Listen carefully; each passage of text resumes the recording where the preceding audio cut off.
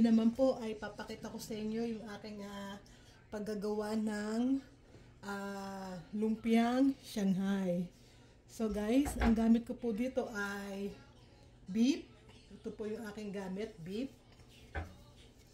Lagay natin dito sa ating malaking bowl para po pag hinalo ko ay hindi mahirap. Yan po yung beef. Then, meron po akong carrots. Lalagay na lang natin yung lahat at tayo ay magme-mekos-mekos. Yan.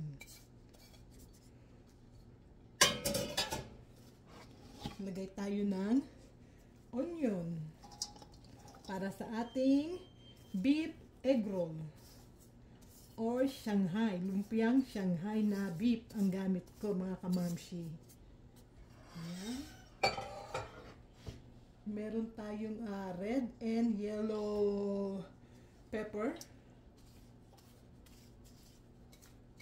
Mix lang natin yan mga kamamshi.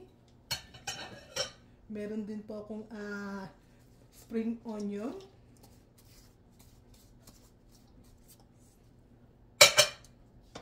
At meron din po tayong garlic.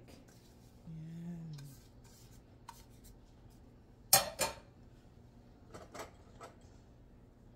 Meron po akong 2 eggs. So, lagay na natin siya dyan. Mix lang natin mga kamamshi. Then, gamit ang mga kamay, haluin natin maigi ang ating beef at yung ating mga nilagay na vegetable.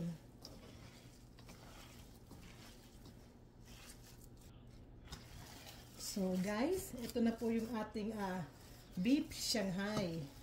Na-mix ko na po siya.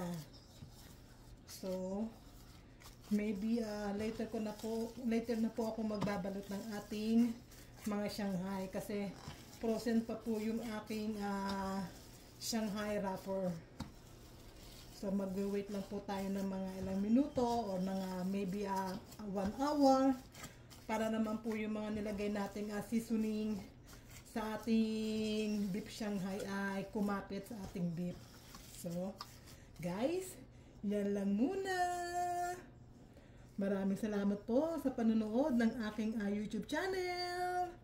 Maraming salamat po. Please like and share, subscribe, and click the bell button para lagi po kayong updated sa aking mga video. So guys, thank you very much po sa panonood ng aking video. Bye bye guys. Thank you.